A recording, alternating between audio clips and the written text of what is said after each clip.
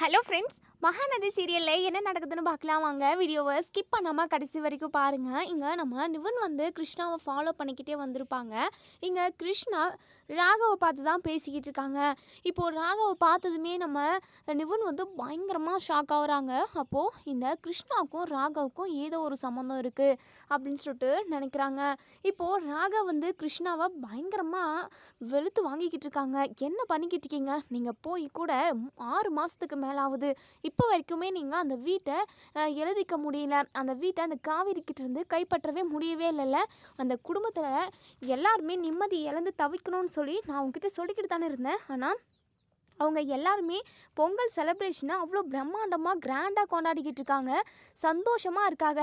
அவங்களோட சந்தோஷத்தை கெடுக்க சொல்லி தானே உங்ககிட்ட சொல்லி அனுப்பியிருந்தேன். நீ என்னடானா அவங்க கூட சேர்ந்துக்கிட்டு பொங்கல் செலிப்ரேஷன் பண்ணிக்கிட்டு இருக்கியாடா அப்படின்னு சொல்லிட்டு இங்கே ராகவ் பயங்கரமாக கிருஷ்ணாவை திட்டுறாங்க. இப்போது கிருஷ்ணா இருந்துட்டு, இங்கே பாருங்கள் சார், நீங்கள் சொன்ன மாதிரி தான் நாங்களும் அங்கே வேலை பார்த்துக்கிட்டு இருக்கோம். ஆனால் அவங்களுக்கு நாங்கள் எந்த அளவுக்கு தொந்தரவை கொடுத்தாலுமே ஆனால் அது அவ்வளோவா கேர் எடுத்துக்கிறது கிடையாது. இந்த விஜய் காவேரி எப்போவுமே சந்தோஷமாகவே வச்சுக்கிறான். அவனுக்கு எக்கச்சக்கமான பிரச்சனை இருக்குது, ஆஃபீஸு வீடுன்னு சொல்லிட்டு எல்லா பிரச்சனையுமே எல்லா இஷ்யூஸுமே அவங்க ரொம்பவே சூப்பராக ஹேண்டில் பண்ணிக்கிட்டு சந்தோஷமாக இருக்காங்க சார். எப்படி அவங்களோட நிம்மதியை கெடுக்கிறதுனே எங்களுக்கு ஒன்றுமே புரியல சார் அப்படின்னு சொல்லிட்டு இங்கே கிருஷ்ணா வந்து சொல்கிறாங்க. உடனே இங்கே நம்ம ராகவ் இருந்துட்டு, இங்கே பார், என்ன பண்ணுவீங்களோ எது பண்ணுவீங்களோ எனக்கு தெரியாது.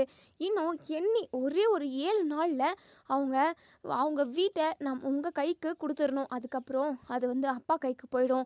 அதுக்கப்புறம் அவங்க நடு தெருவில் நிற்கணும். அவங்களுக்குன்னு எதுவுமே இருக்கக்கூடாது. அந்த ரேஞ்சுக்கு அவங்கள கொண்டு வந்து விடணும். இப்போ பார், நீ கேட்ட மாதிரி உனக்கு நான் 5 லட்ச ரூபாய் எடுத்துகிட்டு வந்திருக்கேன். இந்த பணத்தை நீ வச்சுக்கோ அப்படின்னு சொல்லிட்டு பணத்தை கட்டுக்கடுத்தாக எடுத்து இங்கே ராகவ் வந்து நம்ம கிருஷ்ணா கிட்டே கொடுக்குறாங்க. கிருஷ்ணா இருந்துட்டு, சார் நீங்கள் கவலையே படாதீங்க, நாங்கள் வேணுன்ற அளவுக்கு நீங்கள் பணத்தை கொடுத்துருக்கீங்க. கண்டிப்பாக உங்களுக்கு எப்போவுமே நாங்கள் நன்றி கடனாக இருப்போம். அதே சமயம் நீங்கள் சொன்ன வேலையை சக்ஸஸாக செஞ்சு முடிப்போம் அப்படின்னு சொல்லிட்டு சொல்கிறாங்க. உடனேங்க ராகவ் சொல்கிறாங்க, எதுவாக இருந்தாலும் வாயிலே பேசிக்கிட்டு இருக்காத, நீ சீக்கிரமாக வேலையை செஞ்சு முடி. நான் நினச்ச மாதிரி அந்த விஜயும் சரி காவேரி குடும்பமும் சரி எல்லாருமே தவிக்கணும்.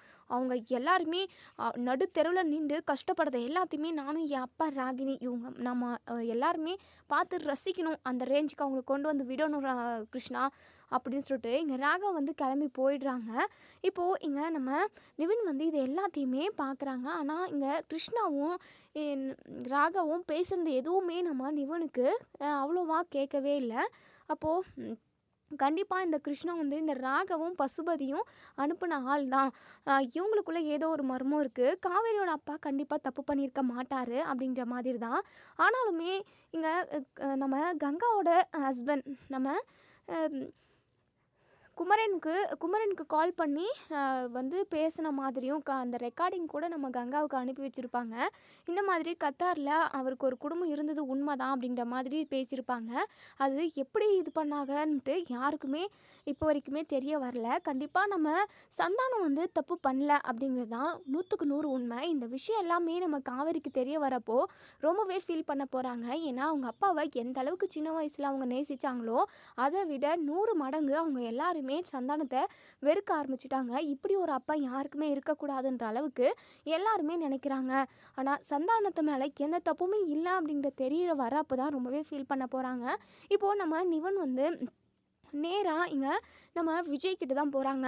விஜய்கிட்ட போயிட்டு, விஜய் வாங்க விஜய், நம்ம போயிட்டு தனியாக பேசுவோம் அப்படின்னு சொல்லிட்டு இங்கே நம்ம நிவன் பேசுனது எல்லாத்தையுமே நம்ம காவேரி வந்து கேட்டுடுறாங்க. இவங்க 2 பேரும் தனியாக போயிட்டு என்ன பேச போகிறாங்க அப்படின்னு சொல்லிட்டு இப்போது இங்கே நம்ம விஜயும் நிவனும் தனியாக போய் பேசுகிறாங்க. நிவன் இருந்துட்டு நடந்த எல்லாத்தையுமே சொல்கிறாங்க. இந்த ராகவும் கிருஷ்ணாவும் பேசிக்கிட்டு இருந்தாங்க. இந்த கிருஷ்ணாவை ராகவ் பயங்கரமாக திட்டிக்கிட்டு இருந்தான். அது மட்டும் இல்லாமல் போகிறதுக்கு முன்னாடி கட்டுக்கட்டாக பணத்தை எடுத்து கிருஷ்ணா கிட்ட கொடுத்து அனுப்பினான். கிருஷ்ணாவை வந்து ரொம்பவே ஏழை, அதாவது அவங்கக்கிட்ட பணமே இல்லை, பணம் கஷ்டம் அப்படின்னு சொல்லிட்டு என்னென்னமோ சொல்லிக்கிட்டு இருந்தாங்க. ஆனால் இப்போது அந்த ராகவ் கட்டுக்கட்டாக பணத்தை கொடுக்குறான். இதற்குள்ளே என்ன இருக்கும்? ஒருவேளை பசுபதி தான் இந்த கிருஷ்ணாவோட ஃபேமிலி இங்கே அனுப்பியிருப்பாங்களோ அப்படின்னு சொல்லிட்டு இங்கே நம்ம நிவன் வந்து சொல்கிறாங்க. கரெக்ட் நிவன், நீங்கள் சொல்கிறதும் கரெக்டு தான். ஏன்னா சந்தானம் அங்கிள் மேலே எந்த தப்புமே இல்லைன்னு என் மனசுக்குள்ளே உள் மனசுக்குள்ளே சொல்லிக்கிட்டே இருந்தது. கண்டிப்பா இந்த பசுபதி தான் காவிரியோட ஃபேமிலிய ஏதாவது பழி வாங்கணும். அது மட்டும் இல்லாம ராகவ நம்ம 3 பேருமா சேர்ந்து கடத்தி கொண்டு போய் அவன அடி வெளுத்த வாங்கணும்ல. அத மனசுல வச்சு தான் இவன் ஏதோ ஒரு பிளான் பண்ணியிருக்கான். சரி, சரி இத எப்படியாவது கண்டுபிடிக்கணும் அப்படின்னு சொல்லிட்டு நிவுன் இருந்துட்டு, "எப்படி விஜய் நீங்க கண்டுபிடிக்க போறீங்க?" அப்படின்னு சொல்லி கேட்கவும், எப்படி இந்த கிருஷ்ணாவ ஃபாலோ பண்ணணும். அது மட்டும் இல்லாம சின்னதா அந்த அதாவது அவங்க வீட்ல அதாவது தான் அவுட் ஹவுஸ்ல அவங்கள தங்க வச்சிருக்கோம்ல. ரெஸ்ட் ரூம தவிர, ட்ரெஸ் சேஞ்ச் பண்ற ரூம தவிர மத்தபடி அந்த ஹால்ல வெளியே எல்லாமே கேமரா வந்து செட் பண்ணிரணும். அப்பதான் அவங்க என்ன பேசிக்கிறாங்க, அங்க என்ன பண்றாங்கன்றத நம்ம இங்க வந்து கவனிச்சுக்க முடியும். அப்பதான் அவங்களோட பிளான் என்னன்னு நமக்கு தெரியும். அது மட்டும் இல்லாம பசுபதி இதுக்கு பின்னாடி இருக்கானா? இந்த ராகவ் நம்மள பழி வாங்குறதுக்காக தான் இப்படி பண்ணிக்கிட்டு இருக்கானான்றத நம்ம கண்டுபிடிக்கணும். அது மட்டும் இல்லாம காவிரியோட வீட்டை எப்படியாவது எழுதி வாங்கணுன்றதுக்காக தான் இவங்க எல்லாருமா சேர்ந்து இப்படி ஒரு ட்ராமாவை பண்ணிக்கிட்டு இருக்காங்க. எப்படியாவது இதை கண்டுபிடிச்சி அந்த கிருஷ்ணாவை கழுத்தை பிடிச்சி வெளியே தள்ளணும். அது மட்டும் இல்லாமல் இந்த பசுபதி முகத்துலேயும் ராகவ் முகத்துலேயும் நம்ம கரிய பூசணும் அப்படின்னு சொல்லிட்டு நம்ம விஜய் சொல்கிறாங்க. கரெக்டு அப்படின்னு சொல்லிட்டு நம்ம நிவுனுமே சொல்கிறாங்க. சரி நான் சீக்கிரமாகவே அவங்க யாரும் இல்லாத டைமில் நான் கேமராவை அங்கே பொருத்திடுறேன் அப்படின்னு சொல்லிட்டு நம்ம விஜய் பேசிட்டு அதுக்கப்புறம் நிவுன் வந்து அங்கேருந்து கிளம்பிடுறாங்க. இப்போது நம்ம விஜய் வந்து ரூமுக்கு வராங்க. காவேரியுமே விஜய் வரட்டும் அப்படின்றதுக்காக தான் வெயிட் பண்ணிக்கிட்டு இருந்திருப்பாங்க. விஜய் வந்து இங்கே ராகவ் என்ன பிளான் பண்ணியிருப்பாங்க, எப்படி கண்டுபிடிக்கலாம், எப்படியாவது அந்த ராகவோட மூக்கை உடைக்கணும் அப்படின்னு சொல்லிட்டு அந்த யோசனையாகவே இருக்காங்க. இப்போது காவேரி வந்து எங்க இன்னைக்கு பொங்கல் செலிப்ரேஷன் ரொம்ப சிறப்பாக போயிடுச்சுங்க இல்லைங்க. அது மட்டும் இல்லாமல் நிறைய போட்டி வச்சு நம்ம ஜாலியாக என்ஜாய் பண்ணோம்ல. செம்மையாக இருந்தது இல்லை. இந்த மாதிரி பொங்கல் எப்போவுமே எனக்கு அமைஞ்சதே கிடையாது. இந்த வருஷம் பொங்கல் ரொம்ப சூப்பருங்க அப்படின்னு சொல்லிட்டு இங்கே நம்ம காவேரி அவங்க பாட்டுக்கு பேசிக்கிட்டே இருக்காங்க. ஆனால் நம்ம காவேரி பேசுகிறத எதுவுமே இங்கே நம்ம விஜய் காதில் போட்டுக்காம என்ன பண்ணலாம் ஏது பண்ணலாம் அப்படின்னு சொல்லிட்டு பிளான் தான் மனசுக்குள்ளேயே ஓடிக்கிட்டு இருக்கு. ஏங்க அப்படின்னு சொல்லிட்டு நம்ம காவேரி ரொம்பவே சத்தமாக கூப்பிடவும் உடனே நம்ம விஜய் இருந்துட்டு, சொல்லுமா ஏன் இப்படி காதுகிட்ட கத்துற அப்படின்னு சொல்லிட்டு. நான் கத்தனது மட்டும் உங்கள் காதுக்குள்ளே விழுந்துச்சா? இவ்வளோட்டு நேரமாக நான் உங்ககிட்ட இன்னைக்கு என்னெல்லாம் நடந்துச்சு அப்படின்றத பேசிக்கிட்டு இருந்தேன். நம்ம ஜாலியாக என்ஜாய் பண்ணோம்ல அதை எல்லாமே சொல்லிக்கிட்டு இருந்தேன். ஆனால் அதை எதுவுமே நீங்கள் காதில் வாங்கிக்காம நீங்கள் பாட்டுக்கு என்னமோ யோசிச்சுக்கிட்டு இருக்கீங்க. அப்படி என்ன உங்களுக்கு யோசனை அப்படின்னு சொல்லிட்டு இங்கே நம்ம காவிரி கூப்பிட்றாங்க. உடனே விஜய் இருந்துட்டு, ஐயோ நம்ம ராகவை பற்றி யோசிச்சுக்கிட்டு இருந்துட்டோம். காவிரி சொன்னதை எதுவுமே நம்ம கவனிக்கவே இல்லையே.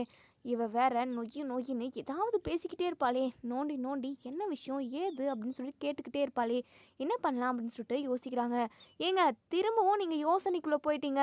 அப்படி என்னதாங்க யோசிக்கிறீங்க அப்படின்னு சொல்லிட்டு உடனே நம்ம விஜய் இருந்துட்டு, இங்கே பாரு காவேரி அதெல்லாம் ஒன்றும் இல்லை. இன்னைக்கு ஃபுல்லாக ஜாலியாக இருந்தோம்ல அதை பற்றி தான் நானும் மனசுக்குள்ளே நினச்சிக்கிட்டு இருந்தேன். சரிம்மா நீ சொல்லுமா, நீ கோவப்படக்கூடாது ஓகேவா அப்படின்னு சொல்லிட்டு. ஏங்க இல்லைங்க, நீங்கள் நார்மலாகவே இல்லை. நீங்கள் ஏதோ ஒரு விஷயத்த மறைக்கிறீங்க. ஏதாவது ஒரு திருட்டு வேலை பண்ணால் தான் நீங்கள் இந்த மாதிரியெல்லாம் இப்படி இருப்பீங்க அப்படின்னு சொல்லிட்டு எனக்கு நல்லாவே தெரியும். உங்கள் மனசுக்குள்ளே ஏதோ ஒரு முக்கியமான விஷயம் ஓடிக்கிட்டு இருக்குது. அதை நீங்கள் என்கிட்ட சொல்லாமல் மறைக்கிறீங்க. அதான விஷயம் அப்படின்னு சொல்லிட்டு. நானா? நான் எந்த விஷயமும் மறைக்கலையே. ஏ ஆர்வக்கொள்ளாறு பொண்டாட்டி, நான் எந்த விஷயமும் மறைக்கல. நீ ஏதாவது பேச நான் கேட்டுக்கிட்டு உட்காண்ட்ருக்கேன். ஏங்க என்னை டைவர்ட் பண்ண நினைக்கவே நினைக்காதீங்க. கண்டிப்பாக அந்த விஷயம் என்னன்னு தெரிஞ்சுக்காம நான் வேறு விஷயத்துக்குள்ளே போகிறதா இல்லை. உங்கள் மனசுக்குள்ளே என்ன விஷயம் ஓடிக்கிட்டு இருந்தது அதை நீங்கள் சொல்லி தான் ஆகணும் அப்படின்னு சொல்லிட்டு இங்கே விஜய் சமாளிக்க பார்க்குறாங்க. ஆனாலுமே இங்கே காவேரி விடவே விடுறதில்ல. சரி காவேரி நான் உங்ககிட்ட முக்கியமான விஷயம் சொல்கிறேன், நீ யார்கிட்டையுமே சொல்லக்கூடாது சரியா அப்படின்னு சொல்லிட்டு. சொல்லுங்கள் அப்படின்னு சொல்லி கேட்குறாங்க. இப்போது இங்கே நம்ம விஜய் இருந்துட்டு நிவின் வந்து ராகவ் பார்த்த விஷயம், ராகவ் கிருஷ்ணா கிட்ட பேசின விஷயம், பணம் கொடுத்த விஷயம்னு சொல்லிட்டு எல்லாத்தையுமே சொல்கிறாங்க. ஏற்கனவே நான் உங்ககிட்ட சொல்லி வச்சுருந்தல காவேரி, அந்த கிருஷ்ணா மேலே ஒரு கண்ணு வச்சுக்கிட்டே இரு, அவனோட நடவடிக்கை எதுவுமே சரியில்லை அப்படின்னு சொல்லிட்டு சொன்னேன்ல.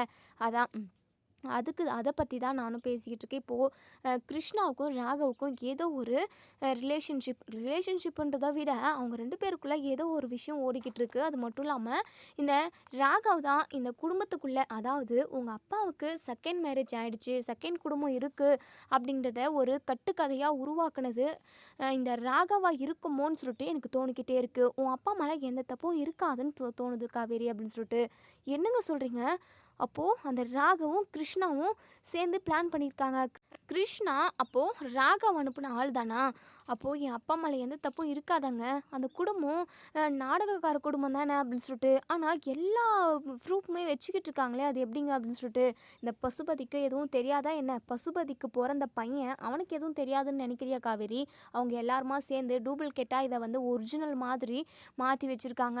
இங்கே நடந்த எல்லாத்தையுமே ஒன்று விடாமல் சொல்கிறாங்க அப்படின்னா எல்லா விஷயமும் அந்த பசுபதிக்கு மட்டும்தானே தெரியும். அது மட்டும் இல்லாமல் உன் அப்பா வெளிநாட்டுக்கு போயிட்டு உங்களுக்காக ரொம்பவே கஷ்டப்பட்டிருக்காரு. அவர் மேலே நம்ம சந்தேகப்பட்டிருக்கவே கூடாதுன்னு தான் எனக்கு இப்போ தோணிக்கிட்டே இருக்குது. சரி, எப்படியாவது இந்த கிருஷ்ணா வந்து ராகவ் அனுப்பின ஆள் தான். இவங்க வந்து உங்கள் அப்பாவோட ஃபேமிலி இல்லை அப்படின்றத கண்டிப்பாக நம்ம கண்டுபிடிச்சே ஆகணும் காவேரி. இவங்க வலைக்குள்ளே நம்ம விழுந்துடவே கூடாது. இந்த ராகவை நாங்கள் கடத்தி கொண்டு போயிட்டு அடித்ததுனால அவன் பகையை மனசுக்குள்ளே வச்சுக்கிட்டு இப்படியெல்லாம் பழி வாங்கணும்னு நினைக்கிறான். நான் கண்டிப்பாக இந்த இந்த விஷயத்துக்குள்ளே என்ன இருக்குது, எதுக்காக இந்த குடும்பம் இந்த கிருஷ்ணா எல்லாம் வந்திருக்காங்க அப்படின்றத நான் கண்டிப்பாக கூடிய சீக்கிரமே கண்டுபிடிச்சிருவோம் காவேரி. இதை பற்றி நீ நினச்சி எதுவும் கவலைப்படாத, கண்டிப்பாக ஓகேவா அப்படின்னு சொல்லிட்டு இங்கே நம்ம விஜய் வந்து சொல்கிறாங்க. சரிங்க, எனக்கு என்னமோ மனசுக்கு ரொம்ப கஷ்டமாக இருக்குங்க. அப்பாவை போய் தப்பாக நினச்சிருமேன்னு சொல்லிட்டு ஒரு மாதிரி குற்ற உணர்ச்சியாக இருக்குது அப்படின்னு சொல்லிட்டு. விடு காவேரி, யார் இந்த மாதிரியான ஒரு சுச்சுவேஷனில் இருந்தாலுமே இப்படி தான் நினச்சிருப்பாங்க. நீயும் தெரியாமல் தானே நினச்ச. அது மட்டும் இல்லாமல் இந்த கிருஷ்ணாவை கையும் களவுமாக பிடிக்கணும், வீட்டை விட்டே கழுத்தை பிடிச்சி வெளியே தள்ளணும், எல்லாம் ஃப்ராடுக்கார கும்பல் அப்படின்னு சொல்லிட்டு இங்கே நம்ம விஜய் வந்து சொல்கிறாங்க. ஆமாங்க, நீங்கள் சொல்கிறதும் கரெக்டு தான் அப்படின்னு சொல்லிட்டு. இப்போது மறுநாள் காலையிலேயே நம்ம விஜய் வந்து அவுட் ஹவுஸுக்கு வராங்க. கேமரா எல்லாமே வாங்கியாச்சு. இப்போது வீட்டில் யாராவது இருக்காங்களான்னு பார்க்குறாங்க. இந்த கிருஷ்ணாவும் வெளியே எங்கேயோ போயிட்டுருக்கான். இப்போது இங்கே நம்ம சிந்துவோட அம்மாவும் இருக்காங்க. இப்போது சிந்துக்கிட்ட நீங்கள் போயிட்டு பாட்டியை கொஞ்சோண்டு கவனிச்சிட்டு வந்துடுறீங்களா, அவங்க சாப்பிடவே மாட்டேங்கிறாங்க அப்படின்னு சொல்லிட்டு என்னென்னவோ காரணத்தை சொல்லி சிந்துவை அனுப்பிடுறாங்க. இங்கே சிந்துவோட அம்மாவுமே அங்கே தான் இருக்காங்க. சிந்துவோட அம்மா வந்து கிச்சனில் சமைச்சிக்கிட்டு இருக்க டைமில் பார்த்து உள்ளே ஒரு கேமராவும் வெளியே ஒரு கேமராவுமே நம்ம விஜய் வந்து அப்படியே அவங்களுக்கு தெரியாமே அதை வந்து செட் பண்ணிடுறாங்க. இப்போது இனிமேல் இங்கே என்ன நடக்குதுன்றதை நம்ம கன்ஃபார்ம் கண்டுபிடிச்சிடலாம் அப்படின்னு சொல்லிட்டு நம்ம விஜய் ரொம்பவே நிம்மதியாக போகிறாங்க. இப்போது கிருஷ்ணா வெளியிலேருந்து இங்கே அவுட் ஹவுஸ்க்கு வராங்க. உடனே இங்கே நம்ம சிந்துவோட அம்மா கிட்ட, இங்கே பாருமா அந்த சிந்து எங்கே அப்படின்னு சொல்லிட்டு கோவமாக கேட்குறாங்க. டே கிருஷ்ணா, எங்கடா போயிட்டு வந்த, ஏன் இவ்வளோ கோவமாக இருக்க அப்படின்னு சொல்லிட்டு. எங்கம்மா அந்த சிந்து, அங்கே பாட்டிக்கு ட்ரீட்மெண்ட் பார்க்கறதுக்காக போயிருக்காடா அப்படின்னு சொல்லிட்டு. ஆமாம், அவளே ஒரு டூப்ளிகேட்டு, சும்மா நர்சிங்காக படிக்க தான் செஞ்சுருக்கா, அவள் வேலைக்கு கூட போனது கிடையாது. அவள் போயிட்டு அவங்க ட்ரீட்மெண்ட் பார்த்துக்கிட்டு இருக்காளா, அவளை உடனே கிளம்பி வர சொல்லு, போ கூட்டிகிட்டு வா போ அப்படின்னு சொல்லிட்டு இங்கே இந்த கிருஷ்ணா வந்து சொல்லவும், உடனே இங்கே நம்ம சிந்துவோட அம்மாவுமே வந்து சிந்துவை கூட்டிகிட்டு வந்துடுறாங்க. எதுக்கு நான் என்ன அவசர அவசரமாக வர சொன்னேன், என்ன விஷயம் அப்படின்னு சொல்லிட்டு. நாங்கள் கொஞ்சம் பிஸியாக இருந்தேனே அப்படின்னு சொல்லிட்டு. ஆமாம் ஆமாம், பெரிய படிப்பு படித்து கிழிச்சிட்ருக்க நீ அங்கே ரொம்ப பிஸியாக இருக்கிறதுக்கு ஏன்னா இப்படியெல்லாம் பேசுகிற அப்படின்னு சொல்லிட்டு. ஆமாம், நீ வந்த வேலையை விட்டுட்டு அவங்களுக்கு ட்ரீட்மெண்ட் பார்த்துக்கிட்டு அந்த வீட்டை கவனிச்சிக்கிட்டு இங்கே செட்டில் ஆயிடுறியா, மாதம் மாதம் சம்பளம் கொடுப்பாங்க, இங்கே செட்டில் ஆகி அவங்களே ஒரு கல்யாணத்தை பண்ணி வைப்பாங்க, கல்யாணத்தை பண்ணிக்கிட்டு சந்தோஷமாக வாழ அப்படின்னு சொல்லிட்டு. ஆனால் நீ சொல்கிறதும் நல்லா தானே ஐடியா இருக்குது அப்படின்னு சொல்லிட்டு. அடைச்சி, நம்ம எதுக்காக வந்தோம் அப்படின்றதவே நீங்கள் மறந்துட்டீங்கல்ல. அவங்கவுங்க ஆளாளுக்கு நீயும் அம்மாவும் 2 பேருமா சேர்ந்து அந்த குடும்பத்தோடு சேர்ந்து ஜாலியாக என்ஜாய் பண்ண ஆரம்பிச்சிட்டிங்க. ஆனால் அந்த ராகவ் என்ன தான் பிடிச்சி வெளுன்னு வெளுத்து வாங்குறான். என்னை பயங்கரமாக திட்டிக்கிட்டே இருந்தான். போன வேலையை இன்னுமே முடிக்கல, என்ன பண்ணிக்கிட்டு இருக்கீங்க, அந்த குடும்பத்தோடு சேர்ந்து குமாலம் போட்டுக்கிட்டு இருக்கீங்களா அப்படின்னு சொல்லிட்டு அவன் என்னை எப்படி எரிஞ்சு விழுந்தான் தெரியுமா. சரி, திட்டுனா பணத்தை வேற கொடுத்தான், அதான் நான் சைலண்ட்டாக ஆகிட்டேன். இங்கே பாருங்கள், 5 லட்ச ரூபா கொடுத்துருக்காங்க, நான் 3 லட்ச ரூபா எடுத்துக்கிறேன், உனக்கு 1 லட்சம் உனக்கு 1 லட்சம், நீங்கள் 2 பேரும் 2 லட்சம் எடுத்துக்கோங்க. சீக்கிரமாக வேலையை முடிச்சுட்டு நம்ம இங்கேருந்து கிளம்பணும். சீக்கிரமாக காவேரியோட அந்த கொடைக்கானல் வீட்டை நம்ம பேருக்கு எழுதிக்கணும். அதுக்கப்புறம் அந்த பசுபதிக்கும் ராகவுக்கும் அந்த தாரவாத்தை கொடுத்துட்டு அவங்க ஏதாவது மிச்சம் மீதி பணத்தை கொடுத்தாங்கன்னா நம்ம வேலையை போய் பார்க்கணும்ல. நம்ம ஊரில் நமக்காக நம்ம ஃபேமிலியில் எல்லோரும் வெயிட் பண்ணிக்கிட்டு இருப்பாங்க, இங்கே எத்தனை நாளைக்கு இருக்க முடியும் அப்படின்னு சொல்லிட்டு கிருஷ்ணா வந்து சொல்கிறாங்க. உடனே இங்கே நம்ம சிந்துவுமே, அங்கே பாருங்க, எனக்கு என்னமோ இந்த குடும்பத்துக்கு துரோகம் பண்ணுறோமோன்னு தோணுது. குடும்பத்தில் உள்ள எல்லாருமே ரொம்ப நல்லவங்களாக இருக்காங்க, நம்ம கொஞ்சம் யோசிக்கலாமே அப்படின்னு சொல்லிட்டு. என்ன யோசிக்கலான்னு சொல்கிறேன், நம்ம இங்கே வந்ததுலேருந்தே 15 லட்சம் நமக்கு கொடுத்துருக்காங்க, அது எல்லாத்தையுமே நம்ம குடும்பத்துக்கும் நம்ம செலவுக்கும் எடுத்துக்கிட்டோம். அதனால் அவங்களுக்கு நம்ம சரியான வேலையை பார்த்து தானே ஆகணும். அவங்க சொன்ன வேலையை முடிச்சா தானே நம்மளை விடுவாங்க. இந்த குடும்பத்துக்கு பாவம் பார்த்து அதுக்கப்புறம் நம்ம தலையை அடமானம் வைக்கிற மாதிரி ஆகிடும். இங்கே பார், வந்த வேலையை முடிச்சுட்டு கச்சிதமாக நம்ம கிளம்பி ஆகணும் அப்படின்னு சொல்லிட்டு இங்கே கிருஷ்ணா வந்து சொல்கிறாங்க. சரிங்கண்ணே, கண்டிப்பாக அதுக்கான வேலையெல்லாம் நாங்கள் பார்க்குறோம் அப்படின்னு சொல்லிட்டு சிந்துவும் அவங்க அம்மாவும் சொல்கிறாங்க. சீக்கிரம் சீக்கிரம். அது மட்டும் இல்லாமல் இந்த காவேரியோட 2வது குடும்பம் நம்ம அப்படின்னு சொல்லிட்டு வந்து இங்கே தங்கிக்கிட்டு இருக்கோம். என்றைக்கு அந்த உண்மை தெரியுமோன்னு தெரியல. தெரியறதுக்குள்ள நம்ம வந்த வேலையை முடிச்சிடணும். தெரிஞ்சிருச்சு அப்படின்னா நம்ம எல்லாரையுமே கழுதை பிடிச்சி அந்த விஜய் வெளியே அனுப்பிடுவார். அது மட்டும் இல்லாமல் ஆஃபீஸ்லையுமே என்ன வேலைக்கு சேர்த்துக்கிட்டு இருக்காங்க. அங்கேயுமே பணம் கொடுக்குறாங்க. ஆனாலும் ராகவ் கொடுக்குறதோட ரொம்ப ரொம்ப கம்மி தான். அது மட்டும் இல்லாமல் அந்த அதாவது அந்த வேலையில் இன்ஜினியரிங் வேலையில் நிறைய அந்த கட்டடத்தெல்லாம் கட்டுறதுக்காக நிறைய பொருள் வந்து இறங்குது. அதிலே பாதிக்கு பாதி விற்று நான் லாபம் பார்த்துக்கிட்டு இருக்கேன். இப்படி எதில் சம்பாதிக்க வேண்டியதாக இருக்குது. சீக்கிரமாக வேலையை முடிச்சுட்டு போனோம் அப்படின்னா வேறு எங்கேயாவது இந்த மாதிரி ஒரு வேலை கிடைக்கும். அங்கேயும் அழகாக வேலையை பார்த்து லட்சமாக சம்பாதிச்சுக்கலாம். சீக்கிரமாக இந்த வேலையை முடிச்சிட்டோம் அப்படின்னா வந்த வேலை முடிஞ்சிடும். இன்னும் 5,00,000 நமக்கு கொடுக்க வேண்டியது இருக்குது. அதையும் பிரித்து எடுத்துக்கிட்டு நம்ம பாட்டுக்கு கிளம்பி போய்கிட்டே இருக்கலாம் அப்படின்னு சொல்லிட்டு இங்கே இந்த கிருஷ்ணா வந்து 2 பேருக்குமே சொல்கிறாங்க. இப்போ 2 பேருமே அதுக்கான வேலையை நாங்கள் நாளைக்குலேருந்து ஸ்டார்ட் பண்ணிடுறோம் அப்படின்னு சொல்லிட்டு எங்கள் சிந்துவுமே சொல்கிறாங்க. இப்போது இது எல்லாமே வீடியோ ரெக்கார்டில் பதிவாயிடுது. நம்ம விஜய் ஆஃபீஸ் விஷயமா போயிட்டு பார்த்துட்டு ஒரு இஷ்யூனால ஆஃபீஸ்க்கு போயிடுறாங்க. அங்கே இருக்கிற பிரச்சனை எல்லாமே முடிச்சுட்டு வரத்துக்கு ரொம்பவே டைம் ஆகும் அப்படின்ற மாதிரி யோசிச்சுக்கிட்டு இருக்காங்க. இப்போது இங்கே நம்ம கங்கா ஃபோனவே பார்த்துக்கிட்டு இருக்காங்க. குமரன் கால் பண்ணுவாரா மாட்டாரா அப்படின்னு சொல்லிட்டு அதை பார்த்து ரொம்பவே ஃபீல் பண்ணிக்கிட்டு இருக்காங்க. ஃபோட்டோலாம் பார்த்து பேசுகிறாங்க. உங்களை நான் எவ்வளவோ திட்டேன்ல, என் கூட இருக்கிறப்போ உங்களோட அருமை புரியல. என்னை விட்டு நீங்கள் ரொம்ப தூரம் போனதுக்கப்புறம் கூட இல்லை என்கிட்ட பேசாமல் போனீங்க பாருங்கள். அப்பத்துலேருந்து உங்கள் நினைப்பு எனக்கு அதிகமாக இருக்குங்க. உங்களை எதுக்காக திட்டணும், உங்களை எதுக்காக கையப்படுத்தணும் அப்படின்னு சொல்லிட்டு நான் ஒவ்வொரு நிமிஷமும் நினச்சி தவிச்சிக்கிட்டு இருக்கேங்க. அது மட்டும் இல்லாமல் வயிற்றில் நம்ம பாப்பா வளர்ந்துக்கிட்டு இருக்குங்க. அந்த பாப்பாவுக்கு நீங்கள் தான் அப்பா அப்படின்றத நான் சொல்லணும்னு ஆசையாக இருக்குது. அது மட்டும் இல்லாமல் என் வயிற்றில் வளர்கிற குழந்தைக்கு நீங்கள் தான் அப்பா. அது மட்டும் இல்லாமல் நான் செக்கப் போகிறப்பெல்லாம் நீங்கள் என் கூட வரணும். என்னை நீங்கள் பாசமாக அரவணைப்பாக பார்த்துக்கணும். ஸ்கேன் எடுக்கும்போது நீங்கள் பாப்பாவை பார்க்கணுன்னு சொல்லிட்டு எனக்கு அத்தனை ஆசை இருக்குங்க. ஆனால் நீங்கள் தான் என்னை விட்டு ரொம்ப தூரம் போயிட்டீங்க. அட்லீஸ்ட் பேசியாவது இருந்திருக்கலாம். பேசவும் மாட்டேங்கிறீங்க. என்ன தாங்க ஆச்சு உங்களுக்கு? என்னை கடைசி வரைக்கும் வந்து பார்க்கவே மாட்டீங்களா? சீக்கிரமாக வந்துடுங்க. உங்களுக்காக நான் வெயிட் பண்ணிக்கிட்டு இருக்கேன். நான் கொஞ்ச நேரம் தான், அதாவது பாப்பா பிறக்கிறதுக்கு முன்னாடி நாள் வரைக்கும் தாங்க வெயிட் பண்ணுவேன். அதுக்கப்புறம் நீங்கள் குழந்த பிறந்ததுக்கப்புறமும் வரல அப்படின்னா கண்டிப்பாக என் உயிரை நான் விட்டுருவேங்க. இப்படி ஒரு வாழ்க்கை எனக்கு வேண்டவே வேண்டாங்க அப்படின்னு சொல்லிட்டு இங்கே கங்கா ஃபோட்டோவை பார்த்து பயங்கரமாக அழுதுகிட்டு இருக்காங்க. அப்போ தான் காவேரி வராங்க. அக்கா என்னக்கா கண்ணை கசக்கிக்கிட்டு இருக்க அப்படின்னு சொல்லி கேட்கவும், இல்லடி ஒன்றும் இல்லை அப்படின்னு சொல்லிட்டு, அக்கா மாமாவை நினச்சி தான் நீ அழுதுகிட்டு இருக்க. நீ கவலைப்படாதுக்கா, உனக்கு சர்ப்ரைஸாக வந்து மாமா உன் முன்னாடி நிற்பார். கவலைப்படாதுக்கா அப்படின்னு சொல்லிட்டு, நீ சொல்கிறது பழிக்கட்டும்டி. அப்படி பழிச்சிச்சு அப்படின்னா உன் வாய்க்கு சக்கரை போடுறேன் அப்படின்னு சொல்லிட்டு, சக்கரை மட்டும் தான்க்கா கொடுக்குவியா? ஸ்வீட்ஸ் எல்லாம் எதுவும் கொடுக்க மாட்டியா என்ன? காவேரி உனக்கு என்ன வேணுமோ கொடுக்குறேன்டி. எனக்கு என் குமரன் மாமா வந்துடணும், அவர் என் கூட இருக்கணும், என்னை பார்த்துக்கணும்னு சொல்லிட்டு எனக்கு ரொம்ப ஆசையாக இருக்குடி. ஆனால் அதெல்லாம் நடக்கவே இல்லை. இந்த மாதிரி ஒரு நேரமெல்லாம், அதாவது குழந்தை வயிற்றில் இருக்கிறப்போ பக்கத்தில் புருஷன் இருக்கிறது அது எவ்வளோ ஒரு சந்தோஷம் தெரியுமா? இந்த நாட்களெல்லாம் போயிடுச்சுன்னா திரும்பவும் இதை நான் அனுபவிக்கவே முடியாதுல்ல அப்படின்னு சொல்லிட்டு ரொம்பவே ஏக்கமாக பரிதவிப்பாக பார்த்துக்கிட்டு இருக்காங்க. இப்போது இன்னொரு சைடு இங்கே நம்ம விஜய் ஆஃபீஸில் உள்ள வேலை எல்லாமே முடிச்சுட்டு வீட்டுக்கு வராங்க. வீட்டுக்கு வந்ததுமே ரூமில் போயிட்டு கதவை லாக் பண்ணிக்கிறாங்க. நம்ம கங்காவும் காவேரியும் ஒரு இடத்துல உட்காந்து பேசிக்கிட்டு இருக்கவும் நம்ம விஜய் உள்ள தனியாக தான் ரூமை லாக் பண்ணிக்கிட்டு லேப்டாப் எடுத்து பார்க்குறாங்க. இப்போது இங்கே கிருஷ்ணா, சிந்துவோட அம்மானு இவங்க 3 பேரும் பேசிக்கிட்டு இருக்கிறத எல்லாத்தையுமே கேட்குறாங்க. இப்போ கன்ஃபார்மாக தெரிஞ்சு போச்சு நம்ம விஜய்க்கு, இவங்க எல்லாருமே திருட்டு கும்பல், ட்ராமா பண்ணுற கும்பல் அப்படின்னு சொல்லிட்டு கண்டுபிடிச்சிடுறாங்க. காவேரியோட அப்பா மேலே எந்த தப்புமே இல்லை அப்படின்றத இவங்க கன்ஃபார்ம் பண்ணிக்கிறாங்க. அந்த வீடியோ அதாவது ஃபுட்டேஜுமே அதை வந்து எடுத்துக்கிறாங்க. இப்போது வீட்டில் உள்ள எல்லாரையுமே கூப்பிடுறாங்க. நம்ம அன்பரசுலேருந்து நம்ம காவேரி, கங்கா, அதுக்கப்புறம் சாரதான்னு ஒட்டுமொத்த பேரையுமே இங்கே ஹாலுக்கு கூப்பிடுறாங்க நம்ம விஜய். என்னப்பா விஜய் எல்லாருமே கூட்டிகிட்டு வந்திருக்கேன், என்ன ஆச்சு அப்படின்னு சொல்லிட்டு தாத்தா கேட்கவும், இருங்க தாத்தா ஒரு முக்கியமான விஷயம் உங்கள் எல்லாருக்குமே சொல்லணும் அப்படின்னு சொல்லிட்டு ஜன்னல், அதுக்கப்புறம் கதவுன்னு சொல்லிட்டு எல்லாத்தையுமே லாக் பண்ணிடுறாங்க. உடனே காவேரி இருந்துட்டு, என்னங்க ஆச்சு உங்களுக்கு? எதுக்காக எல்லாமே க்ளோஸ் பண்ணிக்கிட்டு இருக்கீங்க? இப்படி க்ளோஸ் பண்ணிட்டீங்க அப்படின்னா ஒரு மாதிரி இருக்காதா? ஏதாவது ஒன்று ஓப்பனில் இருந்தால் தான் நல்லாயிருக்கும். இங்கே பாரு காவேரி, நான் உங்கள் எல்லார்கிட்டயுமே ஒரு முக்கியமான விஷயம் சொல்ல போகிறேன்.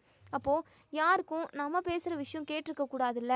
அதனால தான் எல்லாத்தையுமே லாக் பண்ணுறேன் அப்படின்னு சொல்லிட்டு இப்போது எல்லாத்தையுமே லாக் பண்ணியாச்சு. என்னன்னு சொல்லுங்க அப்படின்னு சொல்லிட்டு அன்பார்ஸ் இருந்துட்டு, விஜய் இந்த மாதிரி ஆளே கிடையாது நீ. என்றைக்குமே இப்படி எல்லாரையும் கூப்பிட்டு இப்படி ஒரு முக்கியமான விஷயம் பேசுகிறேன்னு நீ சொன்னதே கிடையாதே. அதுவும் என்னையும் கூப்பிட்டுருக்க. என்னடா விஷயம் அப்படின்னு சொல்லி கேட்கவும், இருங்க சித்தப்பா, எல்லாருக்குமே அந்த கேள்விக்கு தான் ஆன்சர் கிடைக்கணும். இப்போ எல்லாருக்குமே சொல்லிடுறேன். நான் சொல்கிறத விட நீங்கள் எல்லாருமே ஒரு படமாக பார்த்தீங்கன்னா உங்களுக்கே எல்லாமே புரியும் அப்படின்னு சொல்லிட்டு இப்போது இங்கே கிருஷ்ணா, சிந்து, அதுக்கப்புறம் இங்கே நம்ம சிந்துவோட அம்மா, இவங்க 3 பேரும் பேசிக்கிட்டு இருக்கிறது எல்லாத்தையுமே கேட்டு எல்லாருமே பயங்கரமாக அதிர்ச்சி ஆகுறாங்க. சாரதா இருந்துட்டு, என்ன மாப்பிள்ளை இது, என்ன தம்பி இதெல்லாம் உண்மையாகவே இது நெசமா? அப்போது அவங்க எல்லாருமே ட்ராமா பண்ணுற கும்பலா? அப்போ என் புருஷன் மேலே எந்த தப்புமே இல்லையா? என் புருஷன் பேரை சொல்லிக்கிட்டு தான் இங்கே வந்தாங்களா? அப்படின்னு சொல்லிட்டு அப்போது யாரால அந்த ராகவன்றாங்க, பசுபதியோட பையன் தானே ராகவ் அப்படின்னு சொல்லிட்டு. ஆமாத்த, அவங்க தான் அப்படின்னு சொல்லிட்டு. அப்போது இந்த பசுபதி, இந்த ராகினி இவங்க 3 பேருமா சேர்ந்துக்கிட்டு தான் இப்படி ஒரு வேலையை பார்க்க சொல்லியிருக்காங்களா? கொடைக்கானலில் இருக்கிற வீட்டை எப்படியாவது அவன் பேருக்கு மாற்றிடணுன்றதுக்காக தான் இவ்வளோ பெரிய பிளானா? அதுவும் என் புருஷன் தப்பு பண்ணிட்டாரு அப்படின்னு சொல்லிட்டு இவங்க என்ன மாதிரியான ஒரு ட்விஸ்ட்டை கொண்டு வந்திருக்காங்கன்னு பார்த்தீங்களாங்க அப்படின்னு சொல்லிட்டு இங்கே நம்ம சாரதா பயங்கரமாக கதறியும் அழுகுறாங்க. தன்னோட புருஷனை நம்ம சந்தேகப்பட்டுட்டோமே, அது மட்டும் இல்லாமல் ஃபோட்டோ கீட்டோன்னு எல்லாத்தையுமே போட்டு உடச்சிட்டோமே அவர் மேலே இருந்த கோவத்தில் அப்படின்னு சொல்லிட்டு இப்போது இங்கே நம்ம பாட்டிமா இருந்துட்டு, ஏ சாரதா, அப்போவே நான் சொன்னேன்ல, கண்டிப்பாக என் பையனுக்கு இப்படி ஒரு சங்காத்தம் இருக்காதுன்னு சொல்லிட்டு, என் பையனை எப்படியெல்லாம் கரிச்சு கொட்டினேன் அப்படின்னு சொல்லிட்டு, போதும் நிறுத்துங்க. ஒரு கட்டத்தில் நீங்களே உங்கள் பையன் தப்பு பண்ணியிருக்காருன்னு சொல்லிட்டு நம்பிட்டீங்கல்ல, அந்த அளவுக்கு தானே அவங்க ஆதாரத்தெல்லாம் காட்டினாங்க. அது மட்டும் இல்லாமல் என் பையனுக்கு பையன் பிறந்திருக்கு, வாரிசு இருக்குன்னு சொல்லிட்டு எனக்கே தெரியாமல் திருட்டுத்தனமாக போயிட்டு அந்த குடும்பத்துக்கிட்ட பேசினவங்க தானே நீங்கள் அப்படின்னு சொல்லிட்டு எங்கள் சாரதா பாட்டிமாவை திருப்பி கேள்வி கேட்கவும், பாட்டிமா சைலண்ட் ஆகிடுறாங்க. இப்போது காவேரி, கங்கா இவங்க 2 பேரும், அம்மா அப்போது அப்பா மேலே எந்த தப்புமே இல்லைல்ல, நான் அப்பாவை ரொம்பவே சீப்பாக கேவலமாக நினச்சிட்டேன் அப்படின்னு சொல்லிட்டு பாட்டிமா இருந்துட்டு, எல்லாருக்குமே அப்படி ஒரு சூழ்நிலை இருந்தால் எல்லாருமே அப்படி தப்பாக தான் நினச்சிருப்பாங்க. ஏன்னா அப்படி ஒரு கட்டாயத்தில் அப்படி ஒரு சூழ்நிலையில் தானே நீங்கள் எல்லாருமே இருந்தீங்க. உங்கள் கொடைக்கானலில் இருக்கிற வீட்டை எப்படியாவது அந்த பசுபதி அபகரிக்கணும்னு பார்த்துருக்கான். அதனால தான் இப்படி ஒரு திருட்டு வேலையை பண்ணியிருக்கான். சரி, எப்படியோ முன்னாடியே நமக்கு எல்லா விஷயம் தெரிஞ்சிருச்சு. அது மட்டும் இல்லாமல் இந்த பசுபதியால் வர பிரச்சனை உங்களுக்கு எப்போவுமே, அதாவது சாகிற வரைக்குமே அவன் பிரச்சனையை கொடுத்துக்கிட்டே தான் இருப்பான் நான் நினைக்கிறேன். டே விஜய், உன்னை நினச்சா தாண்டா எனக்கு ரொம்ப கவலையாக இருக்குது. இந்த குடும்பத்துக்கிட்ட சிக்கிக்கிட்டு நீ தாண்டா ரொம்ப தவிச்சிக்கிட்டு இருக்கணும். கடைசி வரைக்கும் காலம் முடிகிற வரைக்கும் அந்த பசுபதி கூட நீ எப்படி தான் சமாளிக்க போறியோ, இந்த குடும்பத்தை காப்பாற்றுறதுக்காக நீ உன் நிம்மதியை இழந்துருவியோன்னு சொல்லிட்டு எனக்கு ரொம்ப பயமாக இருக்குடா விஜய் அப்படின்னு சொல்லிட்டு நம்ம பாட்டிமா ஸ்டார்ட் பண்ணிடுறாங்க அவங்களோட பாரத்தை. உடனே நம்ம விஜய் இருந்துட்டு, பாட்டி என்ன மாதிரி நேரத்தில் என்ன பேசிக்கிட்டு இருக்கீங்க? இப்படியெல்லாம் பேசாதீங்க பாட்டி. வாழ்க்கைனா பிரச்சனை இருக்க தான் செய்யும். அதை எதிர்த்து சமாளித்து வாழ்கிறது தான் வாழ்க்கை அப்படின்னு சொல்லிட்டு இப்போது அந்த கிருஷ்ணாவை எப்படியாவது வீட்டை விட்டு துரத்தணும். அதுக்கான வீடியோ ரெக்கார்டு எங்கிட்ட இருக்குது. காலையில் விடிஞ்சதுமே போலீஸை வர வச்சு அவங்க எல்லாரையுமே நம்ம வீட்டை விட்டு துரத்திடணும். இவ்வளோ நாள் நம்ம வீட்டில் வச்சு நம்ம பார்த்துக்கிட்டு இருந்திருக்கோம். அது மட்டும் இல்லாமல் கம்பெனிலையுமே பெரிய லாஸை கொண்டு வரணும்னு சொல்லிட்டு அந்த கிருஷ்ணா பிளான் பண்ணியிருக்கான். எப்படியோ கொஞ்ச நாள்லேயே நமக்கு விஷயம் தெரிய வந்துருச்சு அப்படின்னு சொல்லிட்டு இங்கே நம்ம விஜய் சொல்கிறாங்க. அதுக்கப்புறம் விஜய் இப்படி சொன்னதுமே நம்ம காவேரியுமே, ஆமாங்க, வர லோடு எல்லாமே வர வேண்டாம், வேலை நடக்கக்கூடாது அப்படின்றதுனால இந்த கிருஷ்ணா எவ்வளோலாம் திருட்டு வேலை பண்ணி வச்சுருக்கான் அப்படின்னு சொல்லிட்டு இங்கே நம்ம காவேரி எல்லாருமே பேசிக்கிட்டு இருக்காங்க. மறுநாள் காலையிலேயே இங்கே நம்ம கிருஷ்ணா வீட்டுக்குள்ளே சார், நான் ஆஃபீஸ்க்கு போகிறேன், ஆஃபீஸில் இந்த மாதிரி பிரச்சனைலாம் நடந்துக்கிட்டு இருக்குங்க சார். அது மட்டும் இல்லாமல் கட்டிடத்தில் இவ்வளோ பெரிய பிரச்சனை வந்திருக்கு, 50 மூட்டை 60 மூட்டை சிமெண்ட் இப்போ வரைக்குமே வரல சார் அப்படின்னு சொல்லிட்டு இங்கே நம்ம விஜய் பல்லார்னு ஒரு அறை விடுறாங்க. நம்ம விஜய் ஏற்கனவே போலீஸ்கிட்டையுமே சொல்லி வச்சுருப்பாங்க. போலீஸுமே இப்போ கிளம்பி வந்துடுறாங்க. இப்போது இங்கே நம்ம கிருஷ்ணா இருந்துட்டு, என்ன சார், நான் பேசிக்கிட்டே இருக்கிறப்போ என்ன அடிக்கிறீங்க? என்ன பிரச்சனை உங்களுக்கு? எதுக்காக இப்படியெல்லாம் பண்ணுறீங்க அப்படின்னு சொல்லிட்டு உடனே இங்கே விஜய் இருந்துட்டு, நீங்கள் திருட்டு கும்பல்னு சொல்லிட்டு நான் கண்டுபிடிச்சிட்டேன். அந்த ராகாவுக்கும் உனக்கும் என்னதான் சம்மந்தம் அப்படின்னு சொல்லி கேட்கவும், எங்களுக்கு எந்த ஒரு சம்மந்தமும் இல்லையே, அவங்க யாருன்னு எனக்கு தெரியாது அப்படின்னு சொல்லிட்டு கிருஷ்ணா கடைசி வரைக்கும் நடிக்கவும், உடனே இந்த வீடியோ ரெக்கார்டில் அதாவது வீடியோ ஃபுட்டேஜை காட்டிட்டு இதை நம்ம போலீஸ்கிட்டையுமே காட்டுறாங்க. இவங்களை இப்போவே அரெஸ்ட் பண்ணுங்க அப்படின்னு சொல்லிட்டு உடனே இங்கே நம்ம கிருஷ்ணா இருந்துட்டு ஐயோ எல்லா விஷயமும் தெரிஞ்சு போச்சே, ஐயோ என்னை மன்னிச்சிருங்க, தயவு செஞ்சு மன்னிச்சிருங்க, என் குடும்ப கஷ்டத்துக்காக தான் நான் இப்படி ஒரு வேலையை செய்ய வந்தேன் அப்படின்னு சொல்லவும், போதும் போதும் உங்களோட நடிப்பு எல்லாத்தையுமே நாங்கள் ஏற்கனவே பார்த்தாச்சு. சிந்து நீ கூட ஒரு பொண்ணாக இருக்க, அது மட்டும் இல்லாமல் உங்கள் அம்மாவுக்கு எவ்வளோ பெரிய வயசாகுது, உங்களுக்கு கூட மனசாட்சின்னு ஒன்று இல்லவே இல்லையா, மற்றவங்களோட பொருளை ஏமாற்றி வாழ்கிறதுல அது என்ன ஒரு சந்தோஷம், அது ஒரு கேவலமான வாழ்க்கை, அப்படி ஒரு வாழ்க்கையை ஒரு நாள் வாழ்ந்தாலுமே அப்படி ஒரு வாழ்க்கை வாழவே கூடாது, செத்து போயிடணும், எதுக்காக இப்படி ஒரு கேவலமான வாழ்க்கை வாழணும். சிந்து நீயும் உங்கள் அம்மாவும் ரொம்ப நல்லவங்கன்னு நினச்சேன், ஆனால் கடைசியில் தான் தெரிய வருது பணத்துக்காக எவ்வளோ கேவலமான வேலையை பார்த்துருக்கீங்க அப்படின்னு சொல்லி இங்கே நம்ம விஜய் வந்து பயங்கரமாக அசிங்கமாக நினைக்கிறாங்க. அதுக்கப்புறம் இங்கே சிந்து இருந்துட்டு அண்ணே தயவு செஞ்சு என்னை மன்னிச்சு விட்டுருங்கண்ணே, எல்லாமே இந்த கிருஷ்ணா நான் சொல்லி தான் நாங்கள் செஞ்சோம், அது மட்டும் இல்லாமல் என் அப்பா சின்ன வயசுலேயே இறந்துட்டாரு, என் அம்மா தான் என்னை கஷ்டப்படுத்தி வளர்த்துக்கிட்டு இருக்காங்க, என்னோட கல்யாண செலவுக்காக தான் நாங்கள் இப்படி ஒரு நடிக்கிறதுக்காக வந்தோம், மற்றபடி வேறு எந்த உள்நோக்கமும் இல்லை அப்படின்னு சொல்லிட்டு, என்னம்மா கொஞ்சம் கூட மனசாட்சி இல்லாமல் பேசுகிற, அப்போது உன்னுடைய கல்யாணம் மட்டும் நல்லா நடந்து நீ நான் சந்தோஷமாக இருந்தால் நல்லா உனக்கு போதுமா, இந்த குடும்பத்தில் உள்ளவங்க கஷ்டப்படுறது உனக்கு அதெல்லாம் ஒரு கஷ்டமாக தெரியல அப்படி தானே அப்படின்னு சொல்லிட்டு இங்கே நம்ம விஜய் மறு கேள்வி கேட்கவும் சிந்து சைலண்ட் ஆகிடுறாங்க. இதோட இந்த ரிவ்யூ முடியுது. இதுக்கப்புறம் என்ன நடக்கும் சொல்லி வெயிட் பண்ணி பார்ப்போம் ஃப்ரெண்ட்ஸ். வீடியோ பிடிச்சிருந்தா லைக் பண்ணி கமெண்ட் பண்ணி தெரிவிங்க. அது மட்டும் இல்லாமல் கிருஷ்ணா, இந்த சிந்து, அதுக்கப்புறம் சிந்துவோட அம்மா, அதுக்கப்புறம் முக்கியமாக ராகவ், பசுபதி இவங்க எல்லாரையுமே அதாவது ஸ்டேஷனில் போட்டு ஜெயிலுக்குள்ளே போட்டு அடின்னு வெளுத்து வாங்கணும் அப்படின்னு நினைக்கிறவங்க இந்த வீடியோ கீழே கமெண்ட் பண்ணி லைக் பண்ணி ஷேர் பண்ணி தெரிவிங்க. தேங்க்யூ.